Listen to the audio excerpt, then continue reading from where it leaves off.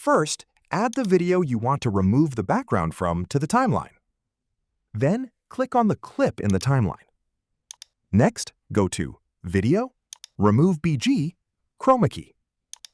To select the color you want to remove, click on the Color Picker tool and choose the green background.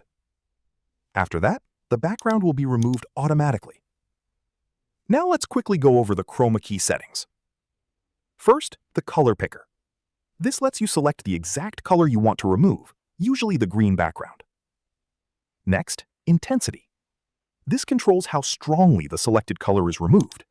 Increase it to eliminate the green, but don't push it too far or your subject may start to disappear. Then we have Shadow. This helps smooth out the edges and reduce harsh outlines around your subject.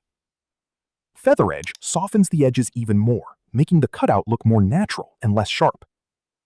Finally, Clean Up Edge improves the overall edge quality by removing leftover artifacts or color spill. By adjusting these settings carefully, you can get a clean and professional-looking result.